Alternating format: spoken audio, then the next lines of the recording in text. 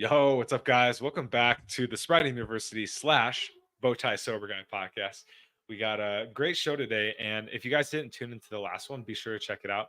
We talked about the first two parts of the Bowtie recovery step method. For those of you that do not know, this is Will. Will, welcome back. Peace. And I should say, welcome to your own channel and your own podcast. It's for any of you guys that are in recovery, you know about the steps, and Will has crafted his own condensed version of the steps. Last week we went through B and O. If you can quickly refresh everyone on that, like what are what's the B and the O? Absolutely. And it's funny that you say B and O, right? Like BO, I like know, right? body odor, right? Yep, totally. But yeah, great to be here and glad to have everybody watching again and listening when we're on the podcast. Yeah, Will, the Bow Tie Sober Guy, and we went through a bunch of my story last week. So if you missed it, please go back and watch or listen to that. And as Joel had said, I've got a 6-step recovery program that is an acrostic for bow tie, because as being the Bow Tie Sober Guy, everything revolves around the bow tie. And just a real quick recap on why the bow tie. Long story about why I'm called that, but really the bow tie is a metaphor. And the metaphor is you've got an ordinary piece of material, right? Like a regular tie or a bow tie. But the thing is, it's cut in a different shape, just like you and I, just like our businesses, our professions. We all have uniqueness to who we are, right?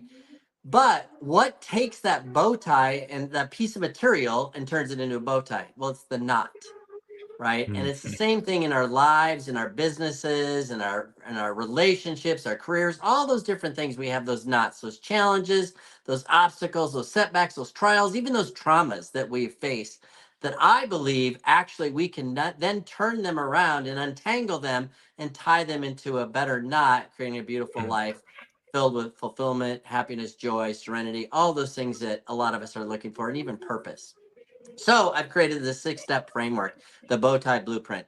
The B, and again, it's acrostic for bow tie. The B stands for our beliefs, and our belief systems and our mindset control so much of our behavior, our action. And I have a whole wheel of behavior that I talk about in it, where we talk about our beliefs create our thoughts, which create our feelings, which create our actions, which then produce our results, which then either reinforce or change our belief patterns. So we talked a lot about beliefs and how important they are, and how in my program, you literally can restructure your brain and rearrange those things in your brain to think differently.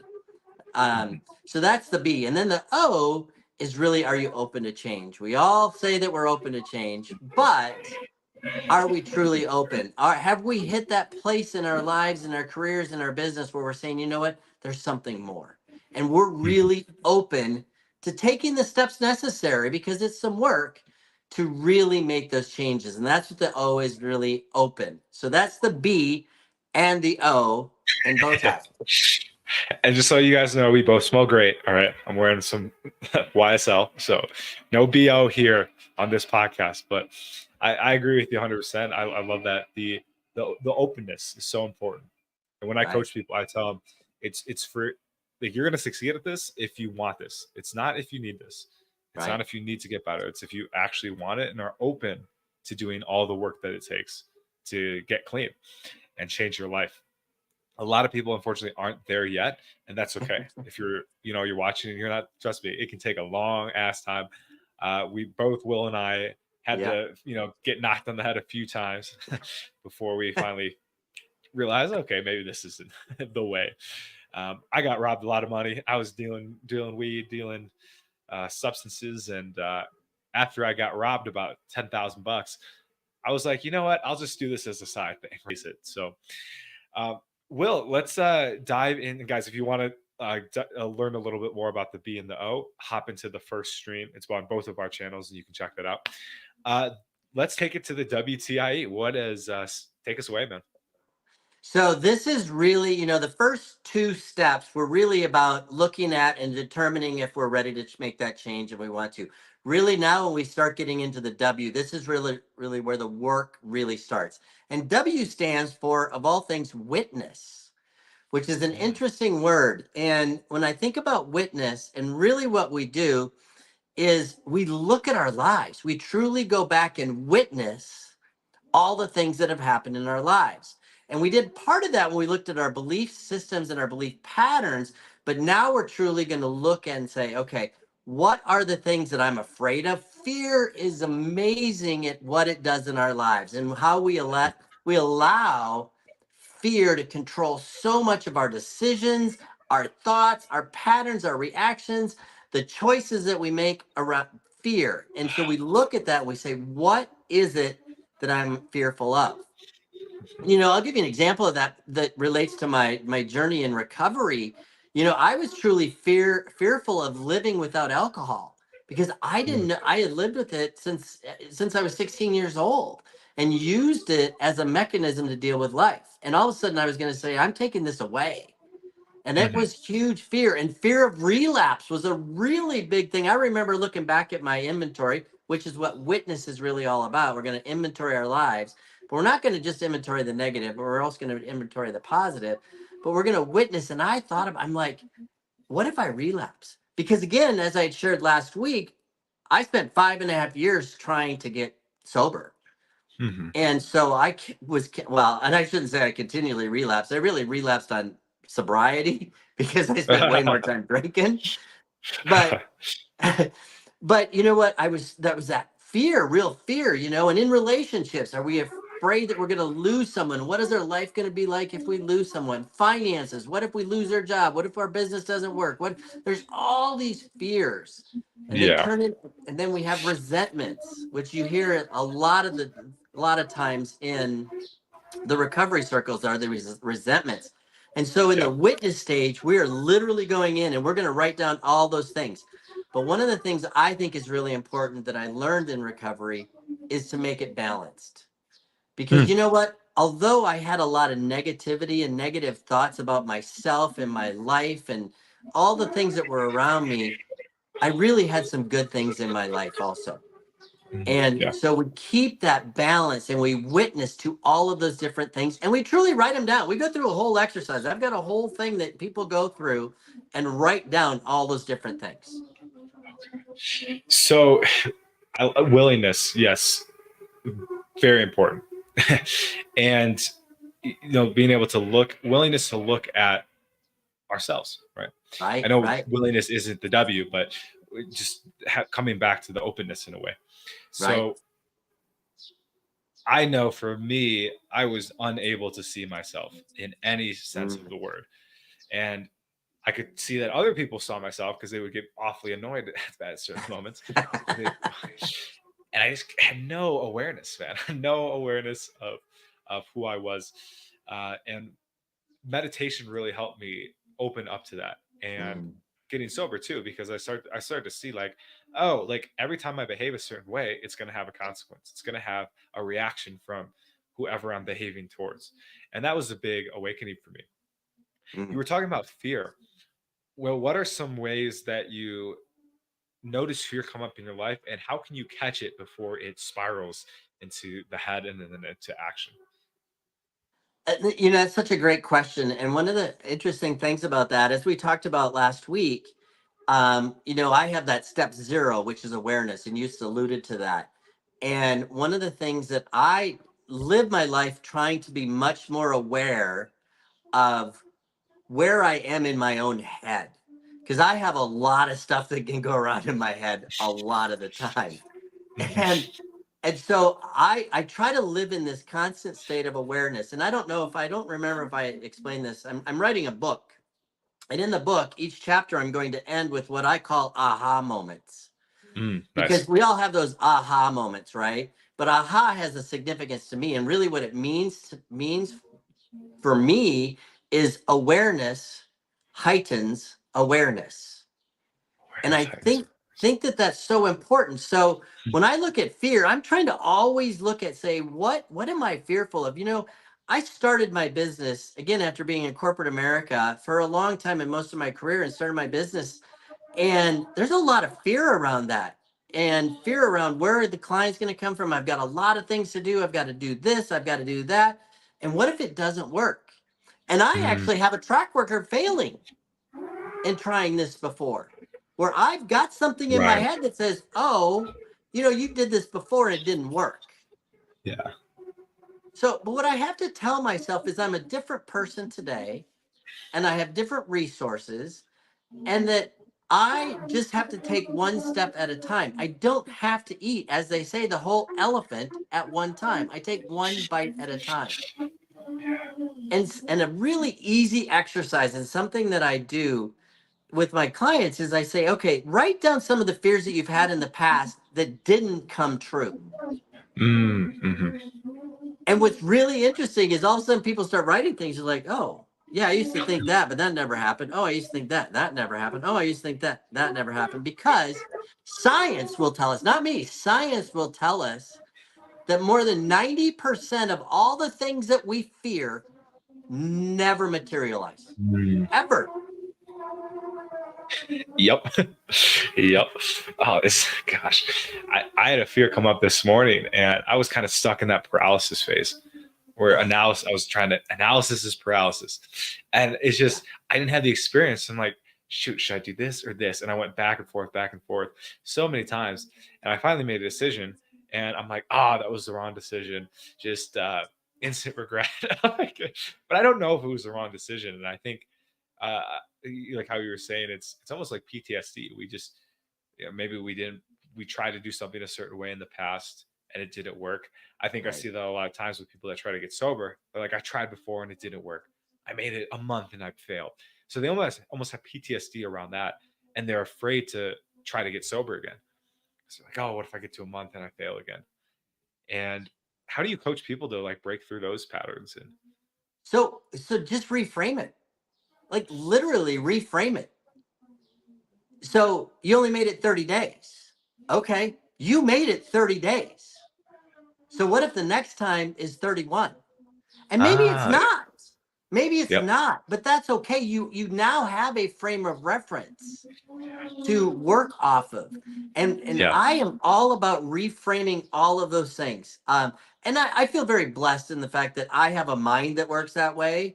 hmm, But I think we all can do that. It's just the framing that we take to something. So if we don't, I remember someone telling me something years ago, and it kind of relates here, but when you get a diagnosis from a doctor, do you take it at face value? Yes and no, you're because right. if it's a bad diagnosis, I always get a second opinion. Hmm. When I was diagnosed with cancer about 2 years ago, prostate cancer, I had a urologist that I was working with. Hmm. Well, guess what? I didn't like the path that he was taking me on. And it wasn't him or anything like that. I was just Yeah. referred to someone else and got a different opinion. And it was reframing where I was at with that diagnosis. We can do the same things with fear and mistakes and decisions that we make. Just Hmm. reframe it. Oh, reframing. Is there an R in BowTie? There's not, but if there No. was, we can add it in there. Right? Isn't that funny? Like you got a doctor's opinion, which we won't dive into that anymore. But you got another doctor's opinion, and if Yeah. you're in recovery, you might catch that metaphor. But yeah, I love that reframing. I've had to do that a lot as well on this journey. Like, hey, you didn't mess up. You are learning, and something just as simple as that. Like you are learning, and next time you're going to be able to do better because you have the experience, Right. you have the reference. We got another art reference. Once you get that reference and the reframing, you're unstoppable, man. So I freaking love that. So let Any me let more, me jump in. Let me jump in here too, because I please? think that we forget, we think that mistakes are a bad thing. Yes. And two of my favorite examples of that, about something that happened that was not the way intended. Everybody's heard the example of Benjamin Franklin inventing the light bulb. And I don't know if the numbers are right that he tried 10,000 times and finally the last one worked. I don't know if that's true, but I do know that as a scientist, he tried and he tried and he tried and he tried. And as a inventor, he tried and he tried and he tried till he found the one thing that worked. And he always would say, I just learned a way that didn't work. And then one of Yes. my, Yes. which is so true, right? Okay, that didn't work. Yep. Great. Now I've got more knowledge. Yep. And then the other great example that I think is unintended consequences that can happen from mistakes are amazing. So, oh, what's his name? Percy, something. His last name, I think, is Percy, the inventor of the microwave. Okay. So, the inventor of the microwave was a scientist that was actually testing microwaves. That's what he was Okay. working on. He was testing microwaves. Huh. He had a candy bar sitting there. The Okay. candy bar melted. He was like, huh, he invented the microwave Dude, that's that, crazy.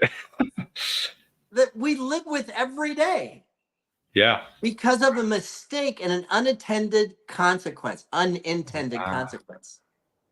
Man. That, thank you, Percy. What's his name? Percy Harvin, you Right? said? I think Yeah. his last name Thank is you, brother. Darcy Percy, I think is his name. But Darcy Percy. Okay. Wow. Man, I mean, yeah, what an empire he's developed, right? He's changed the course of, I mean, there's a whole food industry around the microwave. So exactly. fucking, that's a hell of a mistake. Don't you wish some of your mistakes could lead to that? I make a And mistake. they No, I'm just can't be. kidding. You don't know. Right, right. I mean, me becoming a drug addict led to this channel. So it's a huge mistake, disappointing my parents, dropping out of school multiple times led to this. And it's just absolutely like there's always a silver lining. I think that's a great Absolutely. reframe as well. Yep. Yeah. Oh That's man, so great. so much we could talk on that one. But how about we move on to the T now? The T of the bow tie. So the T is closely tied to the W. So in W, Okay. we sat down and we witnessed, we did this inventory, we went through the process of really looking at those things that are impacting us still today. Or maybe we don't even know they are, but we have these thoughts about them. So T stands for testify. We had witness and now we're going to go to testify. And don't think of Testify. as this is a very legalistic process, even though I have legalistic terms in it, they just are good with bow tie. Okay. But it's testify to the truth. Ooh. Because what is the truth? I, Mhm. I had horrible thoughts about myself. As I shared, I mean, I spent 4 days in a cycle because I was going to take my own life because of how I Mhm. felt about who I was as a human being. None of that was true. None of it was true. But yet I believed it was the truth. So in this step, we literally take all those things that we just wrote down in the witness step, and we start testifying to what is the truth. But there's a lot of things that we talk about with the truth. Not only what is really true about me, but we also have to start looking at in those things that we just witnessed, what is the truth about the things that I have to take responsibility for? Mhm. There was a point, this was a true turning point in my recovery, not only my recovery, but also in my life and everything that I do today, was when I started looking at the truth and what do I have? What is my personal responsibility in this situation, in this feeling, in this emotion, in this relationship? Where can I take responsibility? Mhm. And that all of a sudden, what I realized when I went through this process was I was blaming everyone else and every other circumstance for where I was at. And Mhm. what I realized was I had a part in a lot of those things. Yes. Mhm. And I had to testify to myself to that truth that, you know what, I didn't have a great childhood. I didn't have great parents. And I had huge resentments towards my parents and my family life and my whole childhood. And what I Mhm. realized was that wasn't fair. I was playing God and I was Wow. holding them to an expectation that was not fair Wow. because they did the best they could with what they had. Because I Right. wanted more and thought I deserved more, I should hold them to that. No, that's Uh-huh. unfair. And I had to take responsibility for that. Gosh. Well, first off, it looks like we're going to create a new system here with the letter R. We now have responsibility. We have whatever the other ones. I love it. Yeah. And yes, dude, that's such a huge part of recovery and learning to own your shit, however you want to Right. say it. Take part, take ownership. And I appreciate you saying that you had trouble with that. And I think now, like when I see people that are struggling with that, I can have compassion because I'm like, I know what it's like to just be so resentful. There's another R, resentful at the world for the situations that I've been facing. And as soon as I started taking responsibility as well, things started to change. I started to feel empowered. I started to Hmm. be able to have good things happen in my life instead of negative things. So, what happened for you when you started to take responsibility? What were those Ooh. consequences?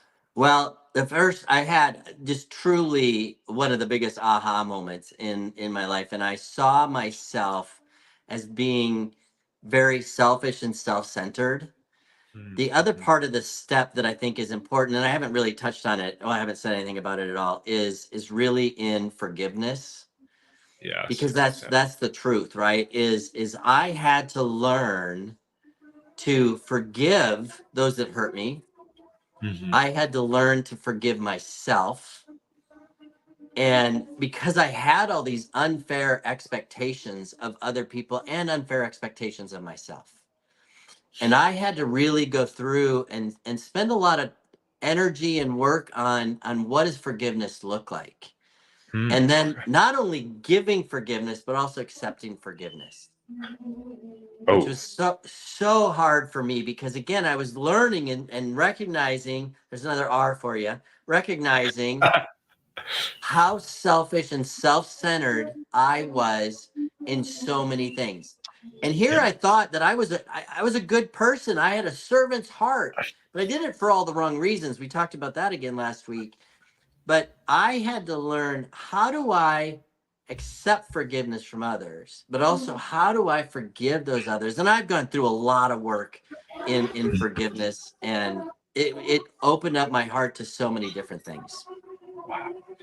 Oh, so powerful. And I was so unable to forgive myself. Like, good God. Like, I was like,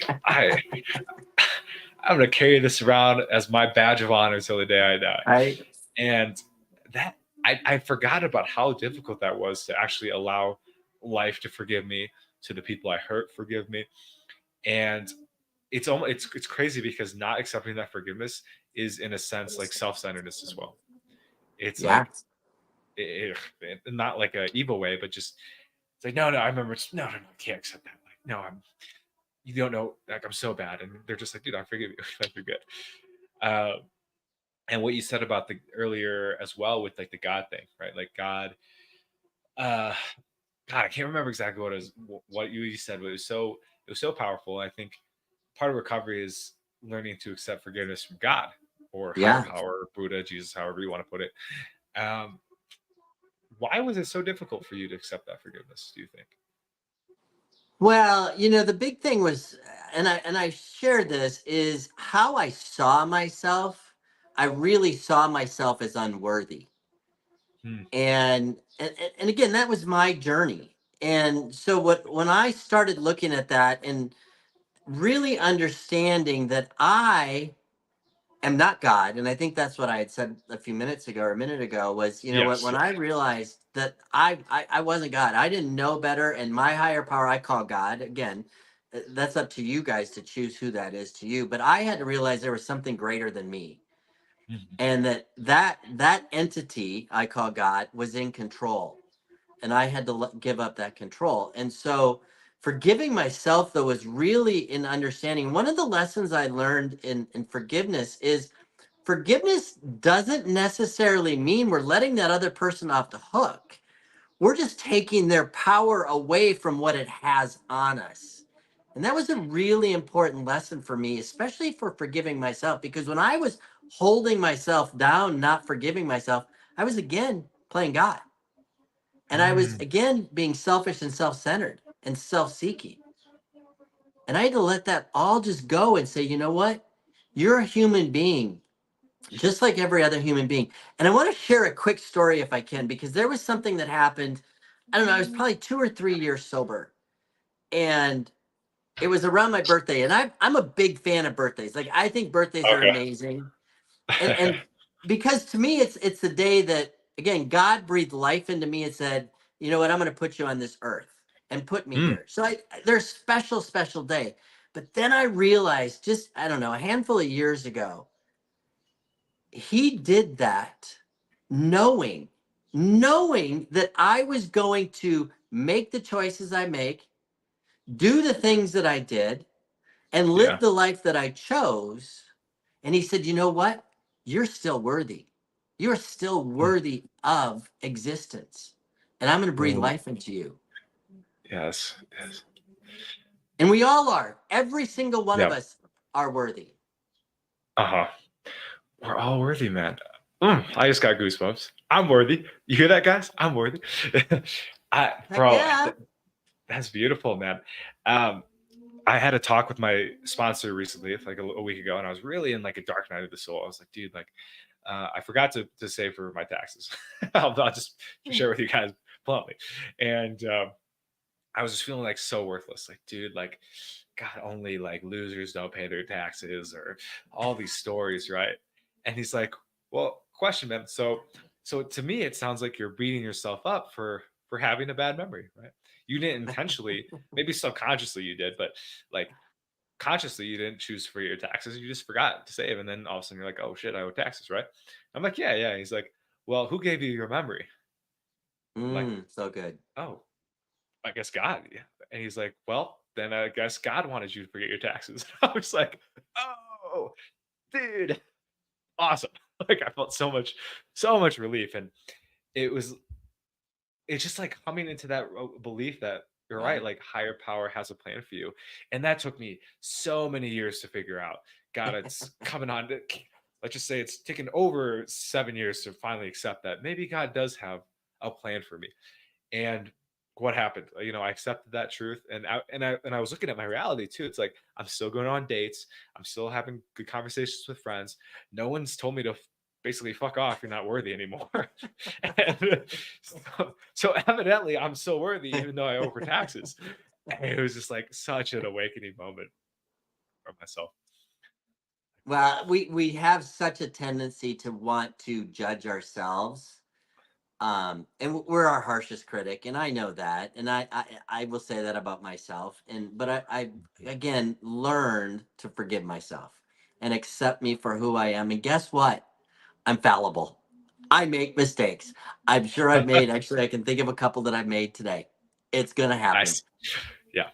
But it doesn't change the fact that I'm a worthy human being. It doesn't Mm, change any of that as far as who I am as a person.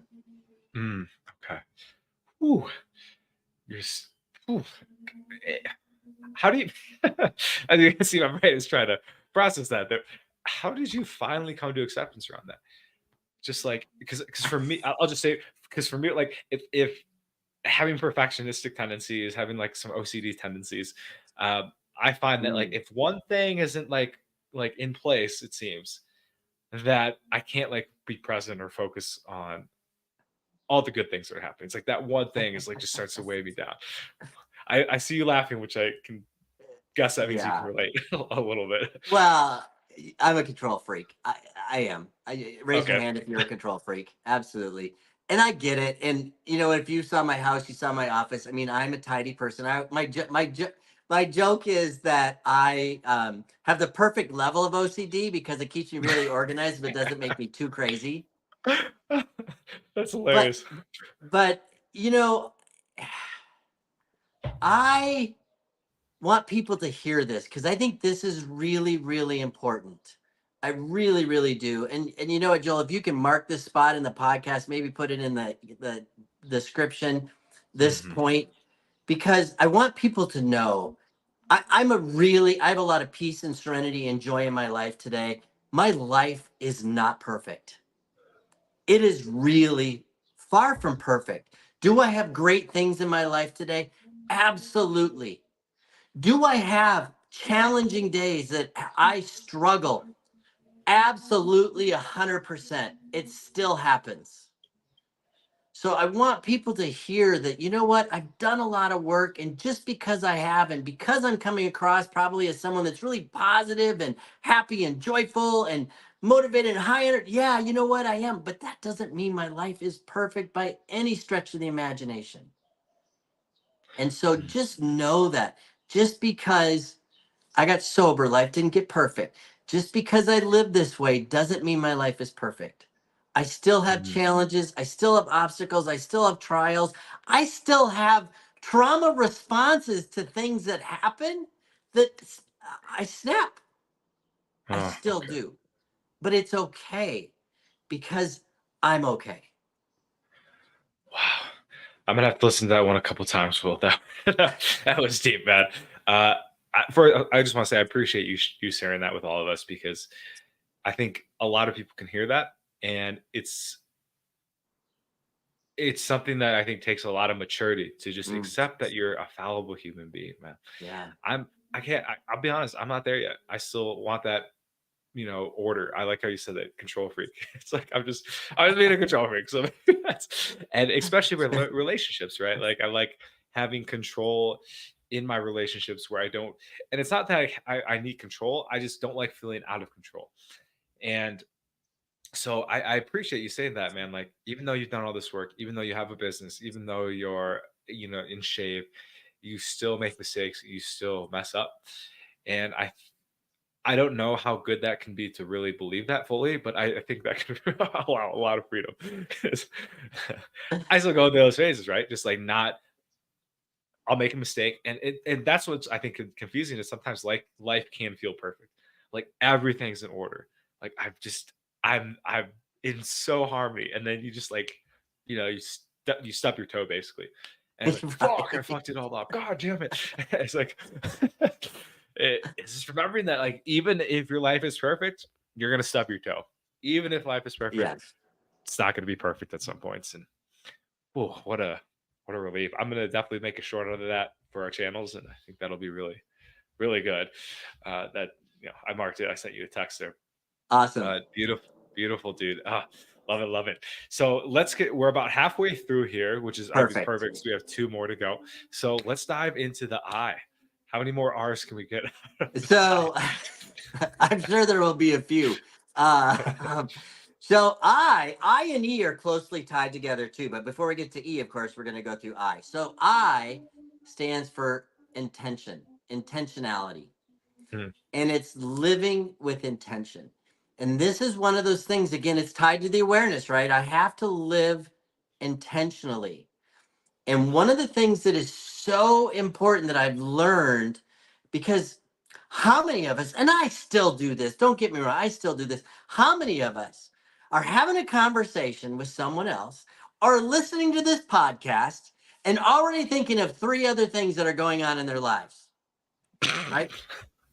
Raise your That's hand. not living with intention, Mm, oh man, yeah, right? I mean, I'm somewhere else all the time, and I bring myself back yeah. because I have to be in the moment. Hmm, Because this is all we have. I can't control, or well, I don't have any control over what has already happened. It's already happened. I can't do anything about it. Now, if I have to make decisions based on what's happened, I need to make amends. I need to offer forgiveness. I need to do something with the past. Then I need to do that in the moment, but I can't change it. The past okay, is the past, right? right. And again, being a recovering control freak, I want to control the future. Which we all But know is possible, right? right.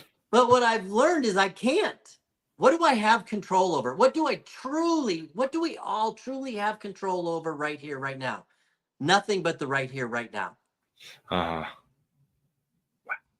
And so that means living intentionally and being involved in what's going on in the moment. Not yeah. what happened yesterday, not what's happened tomorrow. One of my willisms that I love is that today is our tomorrow's yesterday, so make it count. Mm-hmm. We don't Yes. have tomorrow, we don't have yesterday, we have today. We have to make it count so that our tomorrow's yesterday becomes memorable. Yes. That sounds like a Michael Scott office quote for some reason. But I could just see him saying that, like, guys, just doing something so stupid and just be like, hey guys, don't worry. Today is tomorrow's yesterday. Uh, I love that, dude. Intentionality, right? Being aware, being present. And this is something that has been a huge gift of recovery, I think. And especially in relationships with other people in recovery. I've noticed that very, very evidently that the people that I associate with that are in recovery, that have, gotten off substances, they're a lot more present in conversation. Mm. They're very they take time to focus on you, which I really appreciate. They listen, they'll It's just not all about them. And I really, I mean, that's something I'm just so grateful for. And vice versa, I get to give that to others as well. It's not just all about Joel and Joel's day. I get to show up for other people as well. And I think that comes down to your eyes, that intentionality. Like, you're just focused, like, okay, this is the person I'm talking to. I'm going to focus on this person. Done. Of course, like, our minds will wander here and there, and you have to come back, like you said, like in meditation, your mind wanders and you bring it Right. back to the present moment. So it's definitely a practice, but just getting to experience that from other people has been very nice. And it's a hard thing. Don't get me wrong. It really is. We're in a world where we are bombarded with information from everywhere. I mean, it's crazy. I heard someone say recently, and I don't remember the exact dates and the exact amount of data, but I want to share something they said. And apparently there's been all kinds of research that up until like 1990, there had been some astronomical amount of data created in our world, right? Data points Mm, that have been created in our world. And it's something like a million gigabytes or something. And it was some like a million gigabytes. I mean, some enormous number, right? Of data mhm. that we've created by our human race. Jesus. What they said was that we create that same amount of data in today's world every 3 days. Oh my God. Oh So my God. think about that. We are bombarded with all these different things, and our attention spans have gotten shorter and shorter and shorter because of all of this, because of all the electronics, because of the things that we carry, because of our connection to each other via electronics, Mhm. that we are just bombarded by these. And so I encourage everyone in this step, we have to stop and just be intentional about what we're doing, what we're saying, what we're listening to, the decisions that we're making, the choices that we make, what we're putting into our minds, we're putting into our bodies, the people we surround ourselves. Be very intentional about how we live Mhm. and only put those things in that empower you. Like, I can't tell you the last time I watched the news Good, my because dude. My it, dude. and the news is the news, right? But I can't watch. Like, I don't even know what's going on in the world. I know there's an Nope. election in the United Eh, States this year, but I just because I you know didn't know what, and especially that. the 10 o'clock news. I don't want to hear all the negative and then go to sleep. No, no. That programs in your subconscious mind while you sleep. Right? You don't want that. No way. I No. knew we had a connection besides recovery. I also, yeah, give zero fucks about the news. I think I watched it once in the last 7.5 years, almost 8 years now. And it was only because I think one of the guys was getting into office, and my dad is like really into it, and I wanted to see his reaction. But like, I could only do it for like 2 minutes. I'm like, this is too boring. I have to go. I have to do something else because life is short. So I'm with you intentionally coming, focusing on what you're doing. And the good thing, guys, is that this sounds like overwhelming or kind of scary. And Will, I'm curious if you found this as well. You start to enjoy it.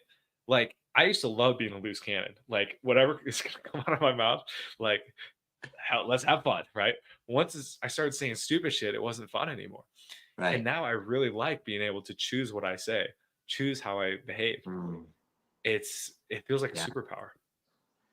Well, you know, I believe we all are worthy and we all matter, right? Hmm.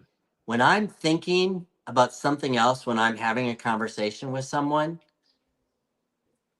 I am putting myself above them. And I never want to do that Hmm. because we are all Huge. equals. We are all in this thing we call life together. And I know more important than you are. So when we can have open, honest dialogue and really listen to each other and respond to each other in a way that shows intention, our world will change. It truly will change. One thing I want to state, because you said you had asked me or said before you asked the question was, this seems overwhelming, and I want to Mm. address that real quick because you're right, it can be. Now keep in mind, I'm just sharing what the steps are. They're put in order for a reason. Just like the Mhm. 12 recovery steps are put in order for a reason. You don't Yeah. start at I, you don't start at E, you don't start at that, you start with B. Well, you actually start with A, and then you Mhm. go through the steps because it's a process. And so I want to encourage everyone, don't think, oh my gosh, I could never be that way. You know, I think that same thing. Yeah. Well, first of all, I didn't even think I needed to think that. Maybe for other folks, but not for me. Right.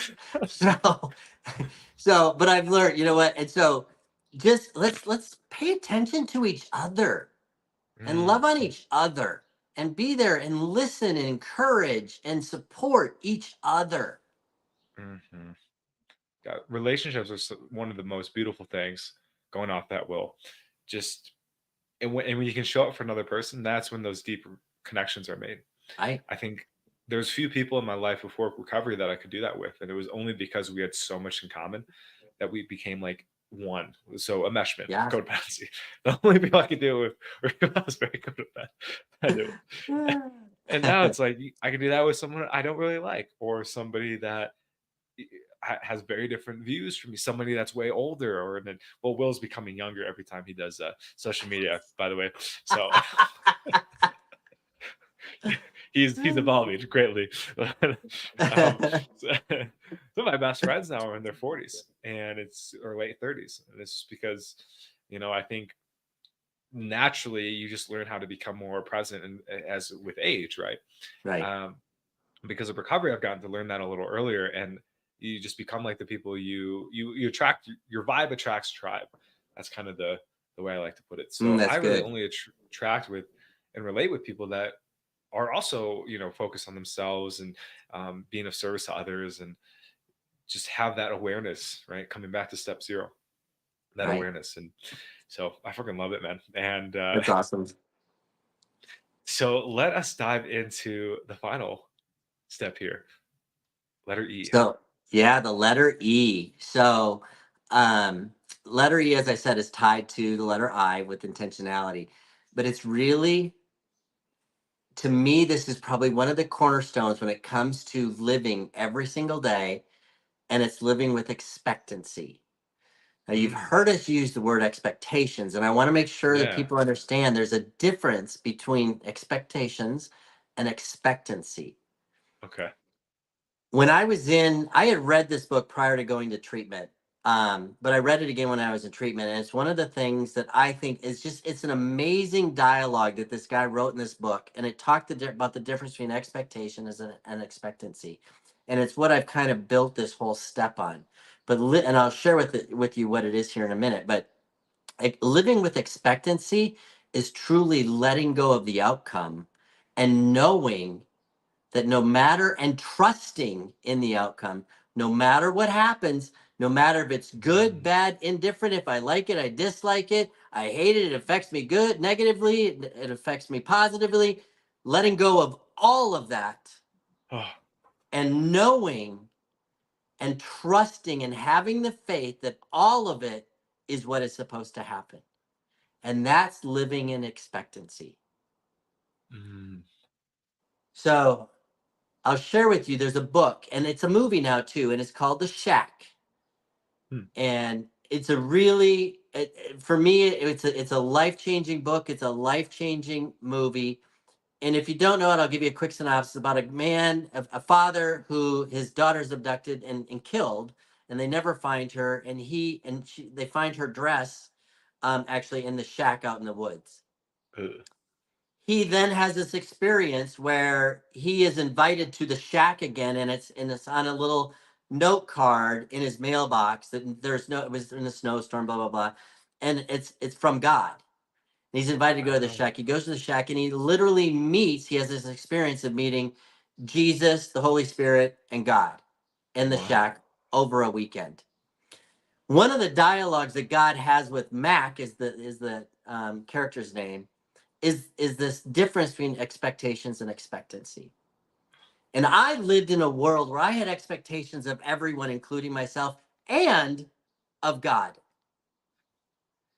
And what he Mm, talks about in this is that expectations put these framework around relationships, framework around thoughts, guidelines, and really these rails that keep it together and create expectations of what's going to happen, what they're going to do, what I'm worth, all these different things that come in and are structured and are truly the knots. Now I'll go back Mm, to BowTie, the knots in our lives. mm.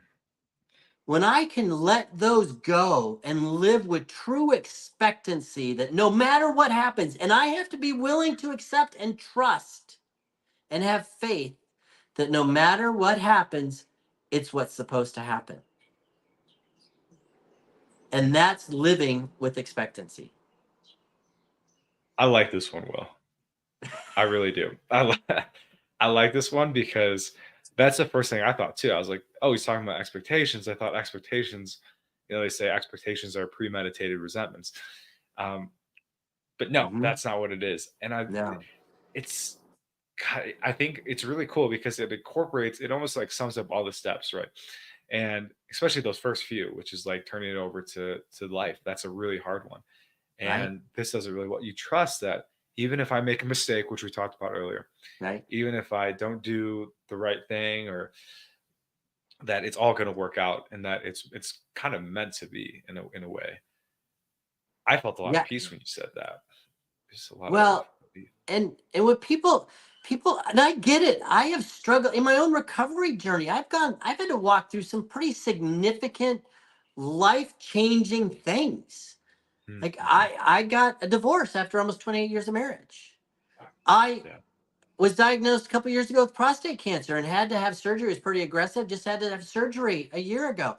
I've had challenges in my professional life. Mm. And you know what? I just had to realize that those are all just part of my journey. Again, they don't define me. I'm still a worthy human being. I still have so many things to be grateful for in my life. Those were all just part of it. Now, I'll say there are Mm. times it sucks and it's Mhm. hard and I'm Yeah. sad and I'm scared, Mhm. but I've learned to let that go and not take me. I shared with you guys last week that I spent 4 days in the cycle because I was going to take my own life, and that was my emotional bottom. And I still remember how I felt those days. I still remember it very, very vividly. And I lived Mhm. most of my life. That's why it's easy for me to remember. I lived most of my life feeling that way. Mhm. And now I can walk through literally life changing events and let go of the outcome because I believe that that's what's supposed to happen. Again, it doesn't happen overnight, and I still have to work on it every day. But I've been able to get to a point where it's easier today than it was years ago. Sure. Sure. I'm curious, Will, what happened in the end of that movie? I like. I'm gonna look it up anyway after, but I just can watched you, it. My girlfriend and I just watched it. I don't know, maybe a month ago, and I mean, I cry. It's just it wow. is because there's other scenes in the movie too that if you're in recovery, I encourage you to watch the movie because um, there's a scene where he meets with, and I don't even know who she, but it's this woman, this fourth woman that's in there about judging others and about being the judge. And Mm, she wants to put him in the seat of being the judge because okay. he was living, well, I was living like him. He was living like me. It's a movie, but where I was judging everyone and everything. And that's playing God. I mean, it's me playing God. And she puts Hmm. him in the seat and says, "You can get in the seat and make those decisions now."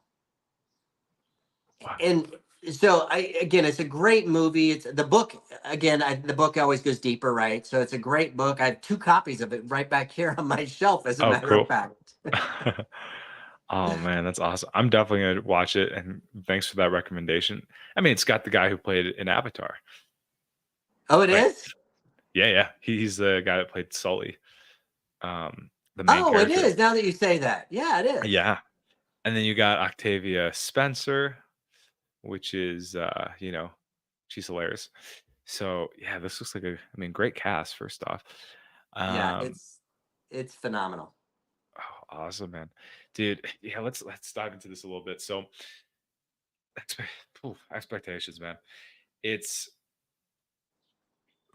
I can get so lost in and so fearful of the outcome sometimes.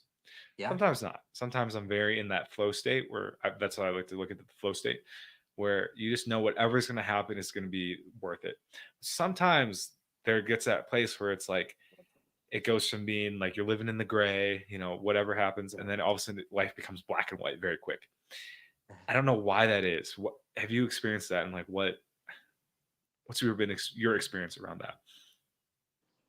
Well, you know, one thing I want, I'm hoping that people here living with this expectancy and trusting and having that faith that everything will happen is going to happen, right?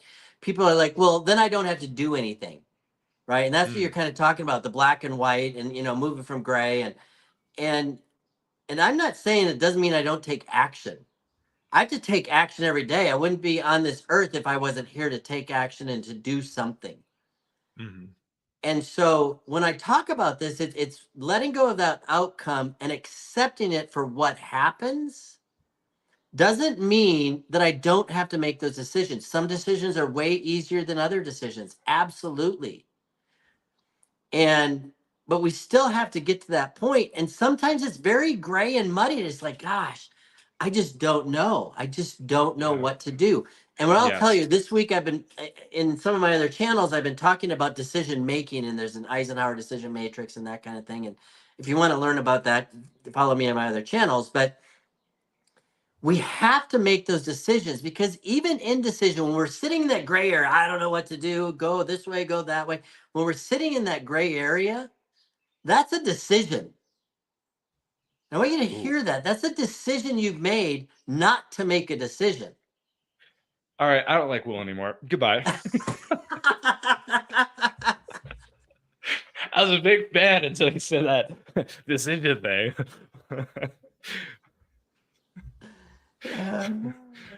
Unsubscribe. Uh, Continue. he's kidding. Continue Don't though. unsubscribe. For the people that may resonate with this message, continue on.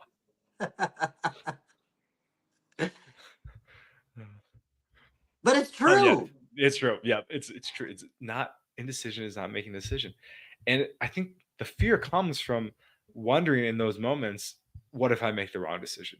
Yep. That's where that anxiety comes in. And from what I'm kind of putting together with all your steps, there is no wrong decision. Two, everything will work out okay. And like part of me almost looks at it like life has a plan for if you choose this way, or this way, and each way is going to be okay. Maybe is that a good way to put it? Because like actions have consequences. Absolutely. Yeah. Absolutely. One of the things that people, and I'm glad we're talking about God a lot more today than we did last week. Um, but we have free will.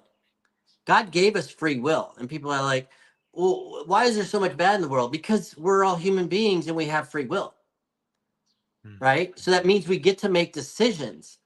And those decisions will determine our path. And God knows our path. I don't.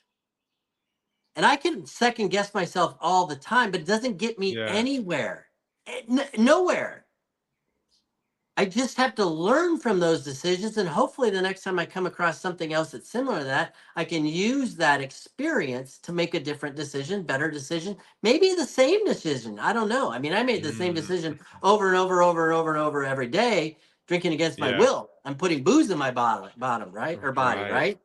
Your bottom. Oh, that's a different kind of ingestion of I put it alcohol. So, everywhere it would go. so, so we just have to understand that it's okay. And mhm. letting go of the outcome, again, I'll reiterate this, we still have to take action.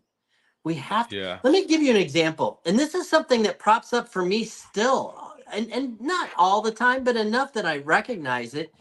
Is when you own your own business, you're not getting a regular paycheck, Nope. right? And there's a lot of fear, and I have expenses in my business that no one else is paying for, Hmm. right? I am paying for Right. this, and the only way I make money is in my keynote talks in my coaching and in my paid workshops. And so I have fear. And I had this pop up even just a week ago, maybe 2 weeks ago. Okay. Now, this pop up, I'm like, oh my gosh, you know what? And those same little negative belief patterns started coming in from the outside, coming in and saying, oh, you know what? You're just going to fail again. You tried this before, it didn't work. You got all these things going on. What if you go into debt? What? And I'm going down this huge rabbit hole, right? And feeling sorry for myself. Oh, I got to go find a job. I got to do this. Instead, what I realized is I said, you know what? I have done this before. And you know what? I failed. But it wasn't a failure in the fact that I was a failure. What I did didn't work. That's all it was. That's all it is. Wow. Dude. And so There, today I there it is. reframed that and said, you know what? What if? And I went down the rabbit and I said, what if? And I sat down and I wrote, what if all these things that I'm portraying in my head Mhm. and thinking about, what if they all come true? What if I lose my house again? Because that's happened to me in my life where I lost my house. What if my car is repossessed? What if all of a sudden I have to go and live with friends because I don't have any income? What if all these things that I'm thinking could happen happen? Guess what? I've been there. I've lived it. I've done that Nice. already. And it's okay. Because what if none of that happens and I am traveling the world 3 years from now, giving keynote talks to big groups of people, changing lives, making more money than I thought I'd ever be able to? What if that Mhm. happens? Mm. What What if? if I'm coaching and impacting more lives than I ever even thought possible because Mhm. I'm doing things like this? And I God. have to just let go of the other stuff. Mhm. Man, there it is, man. That's the answer. Because everything I thought was a mistake and I regretted, I'm so grateful that it happened exactly the way it did. Everything. Everything. And just like it's so funny how we can be so hard on ourselves when it's very something that's very important to us.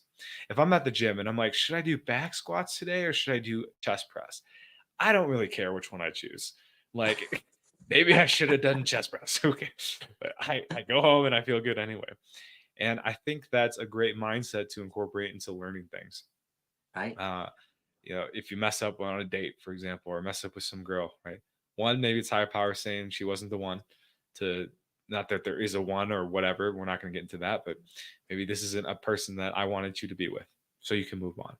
Right? And if you hadn't learned this, someone better is going to come right around the corner, right? And if you hadn't gone through it, you wouldn't be able to behave in the way that's proper to attract this person. So it's just that is the essence of learning, and I Right? appreciate you giving that example, right? Like what if Yeah. it's not a What if? bad thing to say. There's a great Marvel show called What If with That's awesome. and every time they win because it's Marvel. So Right. think your life like this one, man. So God, we've got a couple comments here. First off, well, this guy right here, yo, what's up, brother? Not quite sure who you are, but this guy, I've seen you before, so appreciate you coming on. And he also says, I love Bow Tie's passion, man. I do too. Thank you. You got some Thank great you. passion, Will. And it Thank you. really, I think it's going to take you far. And, I wouldn't be surprised. I'm not going to say, what if you do it? I'm going to say, when are you going to do those keynotes? When? So it's a when, unless you die or something, but which could happen. I It never say could. guarantees because there's always a chance it doesn't work. But that is for a different podcast. We're not going to go down that dark rabbit Right, hole. right, right, right. I think for today, man, this has been beautiful. So expectations, let go, trust the universe, trust the process, trust that everything that's happening is meant to happen, and you'll find peace. Basically, that's the result, right? You get to have relaxation, peace, no stress in your life. Right. Well, and Mm. so I want to make sure and the E is expectancy, not expectations. And so living Yes. with that expectancy is just letting go and having trust, having faith that everything is going to happen that's supposed to happen and it'll be okay. Mhm. Be okay. God, with that note, guys, I think that's a great place to start wrapping up. So I hope you guys enjoyed the podcast. number 2 for Will's podcast. So if you guys haven't, ask you to go over and subscribe to his channel, B.O.W.T.I.E Sober Guy. You can hit his name in the title if you're on my channel, and give him some love, man. He's gonna be talking about a lot of different things. I really like where, I hope we get to do a lot of collabs going forward. I'm sure we will. Heck I'm yeah. more of the how to get sober. Will's kind of how to live in sobriety. I think that's kind of maybe a bit of the distinction there. So a lot of you guys get sober and you don't really know what to do. Check out Will. Will's going to give you a lot of advice and tips and tricks. And he's gone. And he's back on how Oh, to. oh, that was weird. You disappeared. Yeah, it must have just been like a connection thing. But anyway, he's gonna come back, come in sometimes, leave, and then return with some great wisdom. Follow his Instagram too. He's been putting a lot of work into that and getting that off the ground. So, Will, I'd love to do some more podcasts with you going forward. And Absolutely. if you guys watching have anything you want us to talk about, any maybe specific things you have for Will also does his solo podcast. So if you have any questions that you want Will to cover, like personally, like without me in the shot, feel free to shoot that in there. We could just set it up as a Will podcast. But yeah, man, why don't we wrap up? We'll go through. Can you go through this what each step is or each letter is one more time? Yeah, And absolutely. So again, it's the Bow-Tie Living Blueprint, and B is our beliefs, the things that we think about ourselves, and they create this whole wheel of behavior that I talk about. O is openness, openness to change, openness to being different. W is witness, and we're going to truly look at what has happened in your life and where you have fear, where you have resentments, where you have difficulty in relationships, all these different things. T is we testify to the truth. What is the truth in all this? And we talk about forgiveness, making amends, all of those pieces of it. I is living with intention and being intentional about our lives. And E is living with expectancy and knowing that whatever happens is meant to happen. And the last thing that I want to say is one of the things, and this is really encompasses all of what Bow-Tie Living is all about. And it's a way for you to create a new tomorrow by untangling yesterday into a new today. Thanks for having me. I think I need a little weed to process it. No, I'm just kidding. So really, we'll get through that. Thank you, Will, for having me. Thank you for having me on your podcast Absolutely. as well. And you're very welcome. Guys, for myself, you can find me on Sobriety University. I help people quit weed fast and efficiently. Kind of start, I don't want to keep you around forever. I want to coach you quickly so you can move on with your life and start living the life you want to live. And I'm here to just kind of be accountable for you as you go through that couple, month and a half of maybe some discomfort as you let go of weed for good. So you guys can reach out to me in the description. You can schedule a call with me, $20 for 40 minutes, just an intro call, and about a price of a couple grams, I think. And really that $20 is just to make sure you show up and you have some skin in the game. I used to do like free consults and no one would show up. Like, Yeah. I would schedule my day around it. So I just make sure to get a little bit on the front end. And we'll be back. We'll be back with some more podcast content. And with that, guys, we'll see you in the next one. Adios. Peace out.